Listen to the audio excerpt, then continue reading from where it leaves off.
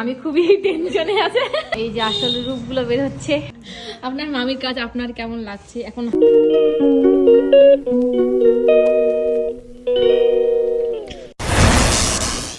Good morning and again welcome back to my another daily blog. তোমরা সকলে কেমন আছো? আশা করছি সকলে অনেক ভালো আছো। আজকে অনেক দিন পর আমি একটা ডেইলি ব্লগ পোস্ট করছি। হ্যাঁ জানি তোমরা ভিডিও থাম্বনেল এবং ইন্ট্রো দেখে বুঝে গিয়েছো আজকে কি টপিকের উপর ভিডিওতে চলেছে। আমার ঘুম থেকে ওঠা মাত্রই মা আমার জন্য ব্রেকফাস্ট রেডি করেছে, তো আমি সেটা খেলাম। এরপর স্নান সেরে আমি চলে গেলাম ডিরেক্ট স্টুডিওতে। তো চলে এলাম আমি স্টুডিওতে, এসে দেখি আমার স্টুডেন্ট আমার থেকে আগে পৌঁছে এসেছে। তো আজকে ওদের এক্সাম ছিল, তো আজকে আমি সেটাই নেব তাদের। তো আমার প্রথম স্টুডেন্ট এবং তার মডেল চলে এসেছে। আমি তাকে বললাম তুমি সময় নষ্ট না করে তুমি তাড়াতাড়ি শুরু করে দাও তোমার কাজ। তো আমার যে সেকেন্ড স্টুডেন্ট ছিল তার একটু বাড়ি থেকে আসতে সমস্যা হচ্ছিল, মানে একটু দেরি করে আসবে। তো আমি তাকে বললাম তার জন্য ওয়েট না করে তুমি তাড়াতাড়ি তোমারটা সেরে ফেলো, তাহলে ফটোগ্রাফার আসলে তোমারটা হয়ে গেলে তারটা করবে। তো এখানে আমার স্টুডেন্ট শুরু করে দিয়েছে কাজ।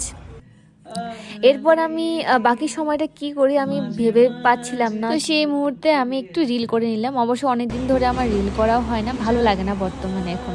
এরপর আমার সেকেন্ড স্টুডেন্ট চলে এলো, তো সে 1টার দিকে এসেছে। তো তারপর সে কাজ শুরু করে দিল।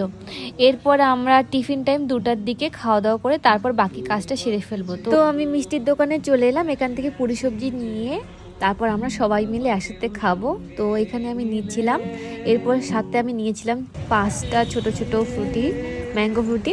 তো এরপর আমি যেহেতু বাজারেই দোকান পাশেই ছিল তবু সাইকেল নিয়ে গিয়েছিলাম। এরপর চলে এলাম, আমরা এখন খাওয়া দাওয়া করবো।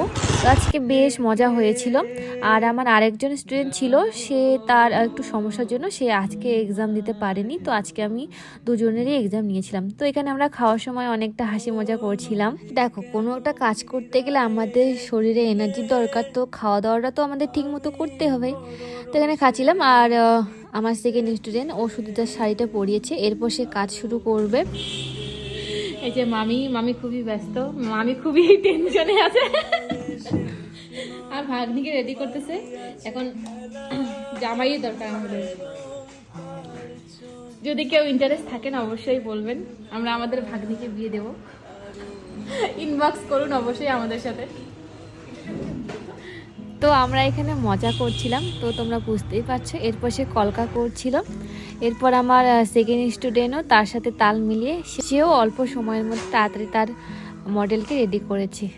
তো এইদিকে তার কলকা এবং বেস মেকআপ চলছিল, আর এদিকে এর প্রায় সমস্ত কাজ শেষ, শুধু শেষের দিকে রান্নাটা সেট করে নিলেই তার হয়ে যাবে। তো এখানে দেখছিলাম উপর দিকে দিলে ভালো লাগবে কি নিচের দিকে, তো নিচের দিকে আমরা সাজেস্ট করলাম। তো আজকে আমাদের দুজন স্টুডেন্টের কাজ করতে করতে অনেকটা সময় বেজে গিয়েছিল। 11টার দিকে শুরু হয়েছিল এবং শেষ হয়েছিল 5টার দিকে। তো আমাদের মেকআপ শেষ করতে আমাদের 5টা বেজে গিয়েছিল। এদিকে আমাদের ফটোগ্রাফার দাদা 5টার দিকে প্রায় পৌঁছে এসেছিল। সে এদিকে সেট আপটা মানে ব্যাকগ্রাউন্ডটা রেডি করছিল, আর এখানে আমি তাদের একটু ক্লিপ নিয়ে নিয়েছি। তো এই যে তাদের কাজ আমি তোমাদের সাথে একটু শেয়ার করলাম। আমি সেদিনকে ভালো রকমভাবে তাদের ফটো ভিডিও নিতে পারিনি, আমি কিছু করিনি কাজ, তবুও সেদিনকে সময় হয়ে ওঠেনি। যেহেতু আমি সবে নতুন একটা পার্লার ওপেন করছি, তাই আমার স্টুডিওর মধ্যে কোনো রকম ব্যাকগ্রাউন্ড নেই, তাই একটু সমস্যা হচ্ছিল। তো এখানে আমরা র্যান্ডমলি একটু সেট আপ করে জাস্ট আমরা এখানে আজকে ফটোশ্যুটটা করে নিয়েছিলাম। গাইস আমাদের এখানে ফটোশ্যুট চলছে, আমাদের বড় লোক ফটোগ্রাফার আসছে। ছোট লোক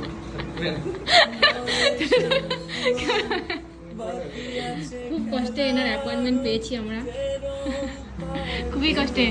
2 বছর আগে আমরা বুক করে রেখেছি, সত্যি কথা বলতে।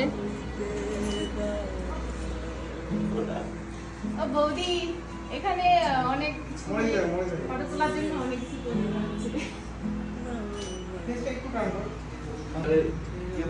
মেকআপ আর্টিস্ট মহিলা সুচিত্রা।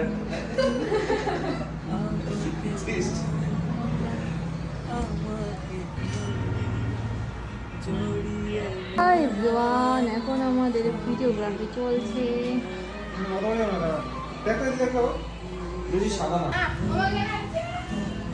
One start. কিন্তু লাইট একটু পাঠালো।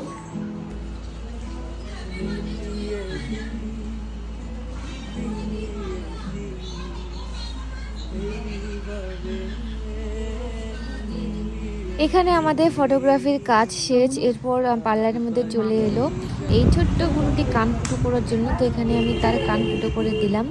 তবে বুনুর অনেকটা সাহস ছিল, দেখো ও একদম কান্নাকাটি করেনি।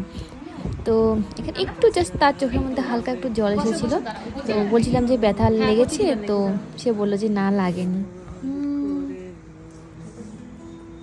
যেসব বাচ্চারা কান ফুটো করতে চাও অবশ্যই আমার সাথে কন্ট্যাক্ট করো। কি সাহস, চোখের মধ্যে জল নাই। গাইস, এনাদের আসল রূপগুলো এখন বের হচ্ছে, দেখুন এই যে আসল রূপগুলো বের হচ্ছে।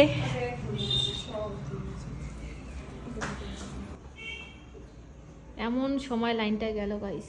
তো ফটোশ্যুট এবং ভিডিওগ্রাফি করতে করতে আমাদের 8টা বেজে গিয়েছিল। এরপর বাজারের মধ্যে লাইনও ছিল না, তো এখন লাইন নেই। তো তারা এখন চলে গেলো বাড়ি। এরপর আমি প্রায় 9টার দিকে বাড়ি চলে এসেছিলাম। তো এই ছিল আজকের ফুল ব্লগ। কেমন লাগলো তা অবশ্যই কমেন্ট করে জানিও। আর আমার কাছে সাজতে হলে এবং আমার কাছে কাজ শিখতে হলে স্ক্রিনে দেওয়া নাম্বারে কল বা হোয়াটসঅ্যাপ করে যোগাযোগ করে নিও। তো থ্যাংক ইউ, টাটা, তোমরা সকলে ভালো থেকো।